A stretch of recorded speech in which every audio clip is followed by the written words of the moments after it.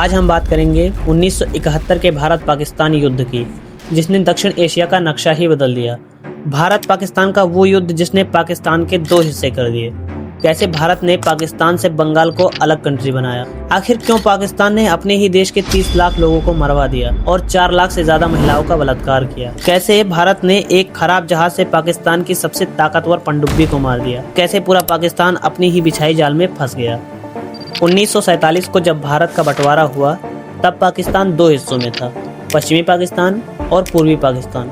पश्चिमी पाकिस्तान जो आज का पाकिस्तान है और पूर्वी पाकिस्तान जो कि आज का बांग्लादेश है। दोनों के बीच 1600 किलोमीटर की दूरी थी। बीच में भारत का इलाका आता था, यानी एक देश के दो टुकड़े।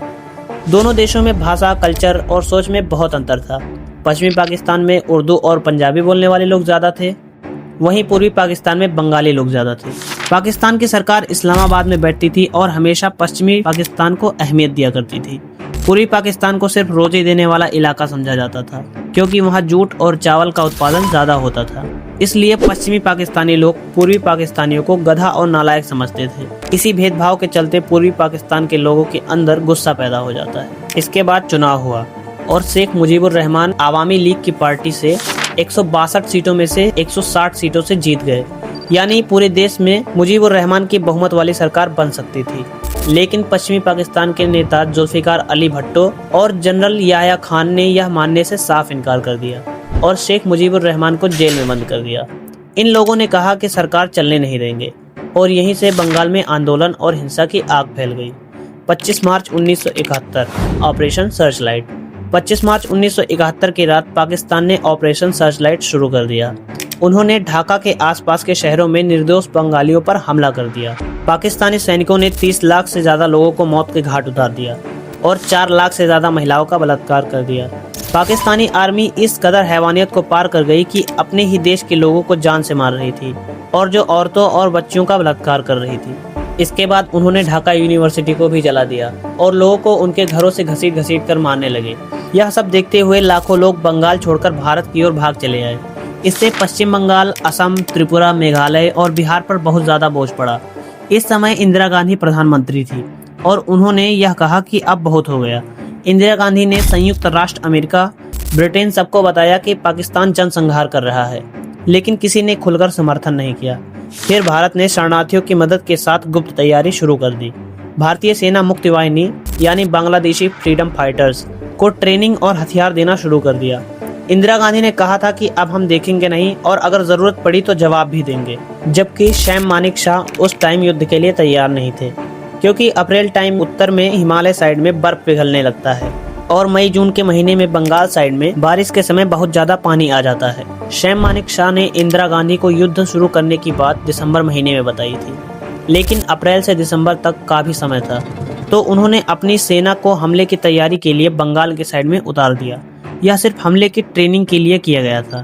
अगर पहले हमला भारत करता तो भारत को इंटरनेशनल प्रेशर का सामना करना पड़ता। भारत चाहता था कि हमला पहले पाकिस्तान करे और हुआ भी वही। 3 दिसंबर 1971 को पाकिस्तान ने शाम के समय भारतीय एयरबेस अमृतसर, पठानकोट, आगरा, जोधपुर और जैसलमेर की एयरबेसेस पर बम गिराया। लेकिन पाकिस्तानियों का निशाना बहुत ही कमजोर था। एक भी फाइटर जेट को नुकसान नहीं हुआ और ना ही किसी की जान गई। पाकिस्तान ने बारूद के ढेर पर बैठकर खुद को आग लगा दी। यह हमला ठीक उसी तरह था जैसे 1967 में इसराइल पर मिस्र ने किया था। भारत ने तुरंत जवाब दिया। भारतीय वायुसेना पाकिस्तान के अंदर घुसकर पश्चिमी पाकिस्तान के एयरबेसेस सरगोधा और मसूर पर जवाबी हमला किया। इस हमले में पाकिस्तान की हालत खराब कर दी। वायुसेना 14 दिन लगातार रोज अटैक करती रही।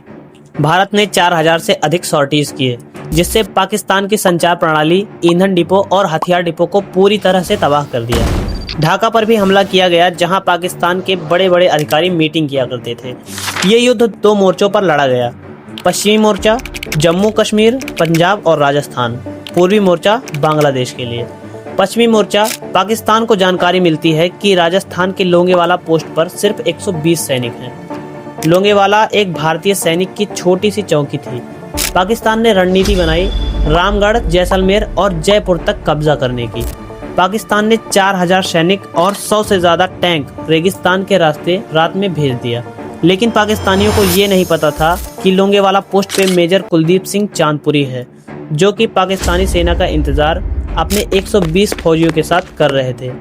इधर भारत सरकार मेजर चांदपुरी को सूचना देती है और कहती है कि पाकिस्तानी सेना कुछ ही देर में लोंगेवाला पर हमला करने वाली है। उनकी सेना आपसे बहुत बड़ी है, आप पोस्ट छोड़कर पीछे हट जाइए, लेकिन आखिरी फैसला आप पर डिपेंड करता है। मेजर साहब पीछे हटने से साफ इनकार कर देते हैं और अपनी सेना को हुक्म देते हैं और कहते हैं, दुश्मन की सेना बहुत बड़ी है और हम सिर्फ 120। क्या आप लोग इस लड़ाई को लड़ेंगे? उन्हीं में से भैरव सिंह राठौर, जो कि बीएसएफ के एक जवान थे, उन्होंने कहा, मर जाएंगे पर एक भी कदम पीछे नहीं हटाएंगे। मेजर साहब ने आदेश दिया कि एंटी टैंक माइन को रेत के नीचे दबा दो। भारतीय सेना माइन को सबसे आगे बिछाने के बाद खाली रखी टिफिन भी रेगिस्तान के रेत के अंदर दबा देती है। जैसे ही पाकिस्तानी मेजर तारिक मीर अपनी टैंक लेकर लोंगेवाला की तरफ बढ़ता है, उसी समय टैंक माइन फट जाता है और टैंकों के परखच्चे उड़ जाते हैं। तारिक मीर कुछ समझ नहीं पाता है और अपने टैंकों को रोक देता है और इंजीनियरों की टीम को आगे बुलाकर माइन को निकालने का हुक्म देता है। यही तो मेजर कुलदीप सिंह चांदपुरी चाहते थे कि अगर पाकिस्तानियों को सुबह तक रोक लेंगे तो सुबह एयरफोर्स आकर इनका खात्मा कर देगी। और हुआ भी वही। पाकिस्तानी इंजीनियर सुबह के 4 बजे तक माइन के नाम पर अंदर से टिफिन निकाल रहे थे।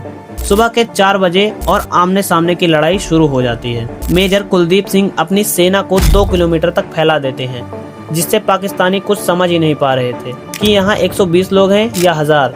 तब तक सुबह हो जाती है और भारतीय एयरफोर्स हंटर जहाज लेकर पाकिस्तान के टैंकों को एक के बाद एक उड़ाने लगे। उस टाइम रेगिस्तान में धूल और बालों से ज्यादा टैंक्स के परखच्चे उड़ रहे थे। यह सब देखकर पाकिस्तानी सेना घबराकर अपनी जान बचाकर गीदड़ों की तरह भागने लगती है। तारिक मीर अपने बेस कैंप में फोन करके बताता है कि भारतीय जहाज मधुमक्खी की तरह हमारे ऊपर उड़ रहे हैं, और उधर से भी यही जवाब आता है कि पाकिस्तानी एयरफोर्स कुछ नहीं कर सकती। इस तरह मेजर कुलदीप सिंह की सूझबूझ से लोंगेवाला को सुरक्षित बचा लिया गया और पाकिस्तानी को हमारे बहादुर शेरों ने गीदड़ों की तरह भगाया। आज भी लोंगेवाला पोस्ट पे वो सब टैंक मौजूद हैं जो पाकिस्तानी छोड़कर भाग गए थे। सिर्फ टैंक ही नहीं, जितने पाकिस्तानी मरे थे उनकी लाश भी छोड़कर भाग गए थे। भारत सरकार ने पाकिस्तान सरकार को कहा कि आकर अपने सैनिकों की लाश ले जाएं, लेकिन डर के मारे कोई पाकिस्तानी लाशों को लेने तक नहीं आया। इंडियन आर्मी ने अपना काम तो किया, पर अब बारी थी इंडियन नेवी की। इंडियन नेवी भी अपने समुद्री जहाज लेकर 5 दिसंबर 1971 को कराची पहुंच जाती है। इंडियन नेवी ने कराची बंदरगाह पे इतने बम गिरा दिए कि कराची बंदरगाह एकदम से ध्वस्त हो गया। इससे पाकिस्तान की आधी से ज्यादा कमर तोड़ दी। कराची पे हमला देखकर पाकिस्तान एकदम से बौखला गया। उसने अपनी पीएनएस गाजी को आदेश दिया कि आईएनएस विक्रांत को उड़ा दे। आईएनएस विक्रांत उस समय भारत का सबसे बड़ा और ताकतवर जहाज था, जिस पर फाइटर जेट, हेलीकॉप्टर और रनवे था। इस हमले की जानकारी भारत को लगती है कि पीएनएस गाजी हमले के लिए पाकिस्तान से समुद्री रास्ते से आ रहा है। भारतीय इंडियन नेवी ने योजना बनाई कि गाजी को बीच रास्ते में ही मार दिया जाए, पर पीएनएस गाजी को मारे कैसे, ये चुनौती बहुत बड़ी थी। उस टाइम गाजी काफ़ी एडवांस पनडुब्बी थी, जिसे मारना आसान नहीं था। उसको मारने के लिए जो हथियार चाहिए था वो आईएनएस राजपूत के पास था, लेकिन राजपूत में कुछ गड़बड़ी आ गई थी, इसलिए आईएनएस राजपूत रिपेयरिंग के लिए विशाखापट्टनम में खड़ा था। भारत ने यहाँ पे चाल चली कि आईएनएस विक्रांत विशाखापट्टनम आ रहा है। वहाँ के मछुआरों और मंडी वालों को खबर भेजी गई कि सैनिकों के लिए खाने की सामग्री की व्यवस्था करें। ये खबर आग की तरह पूरे शहर में फैल गई। कुछ पाकिस्तानी जासूस जो कि पाकिस्तान को खबर पहुँचाते रहते थे कि विक्रांत कहाँ है, वो लोग पाकिस्तान को खबर पहुँचाते हैं कि विक्रांत विशाखापट्टनम आ रहा है। पाकिस्तान तुरंत ये जानकारी पीएनएस गाजी को देता है कि विक्रांत बंगाल की खाड़ी में नहीं बल्कि विशाखापट्टनम में है। पीएनएस गाजी तुरंत विशाखापट्टनम की तरफ रवाना होती है। उधर विक्रांत को भारत ने एक गुप्त जगह छिपा दिया था। गाजी तेजी से विशाखापट्टनम की तरफ बढ़ रहा था। आईएनएस राजपूत अब बेसब्री से गाजी का इंतजार कर रहा था। जैसे ही राजपूत को अपने सोनार सिस्टम पे हलचल दिखाई पड़ती है, राजपूत पूरी तरह से अलर्ट हो जाता है और गाजी जैसे नजदीक आता है उस पर डेप्थ चार्जर दाग देता है। डेप्थ चार्जर गाजी को हिट करता है और यह ब्लास्ट गाजी के उस पार्ट पे होता है जहां गाजी का एमुनेशन रूम था। ब्लास्ट इतनी तेजी से हुआ कि समुद्र में मानो कुछ समय के लिए सुनामी आ गई हो। उस टाइम के सबसे एडवांस पनडुब्बी को भारत ने अपने खराब जहाज से मार गिराया। इससे पाकिस्तान पूरी तरह हिल गया और पाकिस्तान ने यूएसए और ब्रिटेन से मदद मांगी। यूएसए और ब्रिटेन अपनी नौसेना लेकर भारत के खिलाफ निकल पड़े। यूएसए अपने 7वां बेड़ा और ब्रिटेन अपने ईगल को लेकर भारत के खिलाफ तेजी से आगे बढ़ रहे थे। उस टाइम भारत के खिलाफ अमेरिका, चीन, ईरान, जॉर्डन, सऊदी अरेबिया जैसे देश थे। तब भारत ने मदद के लिए रशिया को बुलाया। रशिया ने अपना 40वां बेड़ा भारत की मदद के लिए भेज दिया। जब तक पाकिस्तान की मदद के लिए और देशों के जहाज पहुंचते, उससे पहले रशिया भारत की मदद के लिए आ चुका था। रशिया ने जानबूझकर अपनी सभी सबमरीन जहाज को पानी के ऊपर निकाल दिया, जिससे वह सब सैटेलाइट से देखे जा सकें। अमेरिका ने रशिया को पीछे हटने का आदेश दिया, लेकिन बिना परवाह किए रशिया आगे बढ़ता रहा, जिससे रशिया की रेंज में अमेरिका के जहाज आ सकें, क्योंकि उस समय रशिया की मिसाइल की रेंज 300 किलोमीटर की ही थी। रशिया ने ऑटो मोड ऑन कर दिया और रेडियो पे अलर्ट किया कि अगर अमेरिका थोड़ा सा भी आगे आएगा तो मिसाइल अपने आप लॉन्च हो जाएंगे। इससे अमेरिका के साथ जितने भी देश थे वह सब डर के वापस चले गए और इस तरह भारत और रशिया ने मिलकर पूरा समुद्री मार्ग ब्लॉक कर दिया, जिससे पाकिस्तान ना तो अपने सैनिकों को हथियार दे सकता था और ना ही राशन। इसी के साथ भारत ने सियालकोट, लाहौर और सिंध बॉर्डर पर जोरदार हमला भी किया। भारत की सेना ने पाकिस्तान की सेना को पीछे हटने पर मजबूर कर दिया। पूर्वी कमांड के general lieutenant general Jagjit Singh Arora के नेतृत्व में ऑपरेशन शुरू हुआ। मुक्त वाहिनी और भारतीय सेना ने मिलकर ढाका की ओर बढ़ना शुरू कर दिया। भारत ने एक साथ 3 दिशाओं से हमला किया, उत्तर में सिलीगुड़ी मेघालय से, पूर्वी में त्रिपुरा मिजोरम से और दक्षिण से खुलना चिटगांव की ओर। पाकिस्तान की पूर्वी कमान जनरल ए.के. नियाजी के हाथ में थी। उनको भारतीय जवान ने जल्द ही घेर लिया।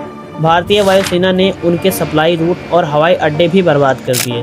भारतीय नौसेना ने भी चिटगांव मोंगला बंदरगाह को ब्लॉक कर दिया ताकि पाकिस्तान को कोई मदद न मिल सके। 13 दिसंबर को भारतीय सेना द्वारा ढाका को चारों तरफ से घेर लिया गया। फिर भारत ने एक और चाल चली। आसमान में अपने कई जहाज़ों के द्वारा पैरामिलिट्री फोर्स को पैराशूट के द्वारा ढाका पे गिराया गया। इस चाल में सिर्फ कुछ ही पैरा फोर्स के सोल्जर्स थे, बाकी 5000 पुतले थे। ये सब देखकर पाकिस्तान की सेना की पैंट तक गीली हो गई। अगले दिन 14 दिसंबर को पूर्वी पाकिस्तान के गवर्नर ए.एम. मलिक के घर पर भारतीय वायुसेना ने बम गिराया, जिससे ए.एम. मलिक डर कर हवाई जहाज से भाग गए और भागकर इस्तीफा दे दिया।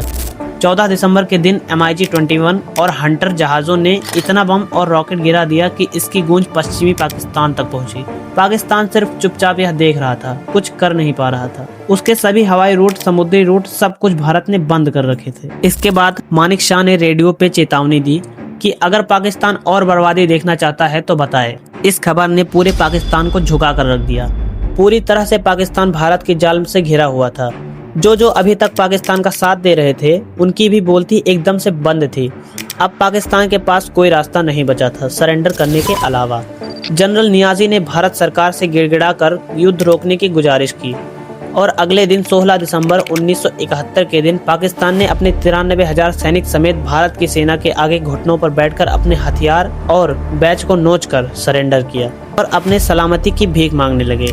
जनरल नियाजी भी अपने घुटने पर बैठकर हथियार और बैच को नोचकर अपने आप भारतीय सेना को सरेंडर कर दिया। आज तक वर्ल्ड रिकॉर्ड है कि 93,000 सैनिक सरेंडर हुए थे। भारत का इतिहास आज भी वर्ल्ड रिकॉर्ड में शामिल है। अगले ही दिन दुनिया के नक्शे में एक नाम और जुड़ गया, बांग्लादेश। 17 दिसंबर 1971 को नया देश बना, बांग्लादेश। शेख मुजीबुर रहमान को जेल से रिहा किया गया। अब ढाका बांग्लादेश की राजधानी बना। भारत ने सबसे पहले नए देश की मान्यता दी।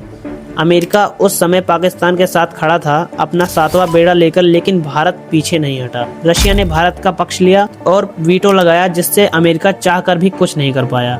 भारत की ऐतिहासिक जीत हुई और भारत ने सिर्फ 13 दिनों में युद्ध जीता। पाकिस्तान के 2 टुकड़े हो गए, नया देश बांग्लादेश बना। इंदिरा गांधी को पूरी दुनिया में आयरन लेडी ऑफ इंडिया कहा गया। भारतीय सेना की वीरता का लोहा सबने माना और 1971 का युद्ध सीमाओं के युद्ध नहीं था, बल्कि वह मानवता का युद्ध था, जिसमें भारत की जीत हुई, जहां भारत ने एक पूरे देश को आजादी दिलाई और लाखों लोगों को नरसंहार से बचाया।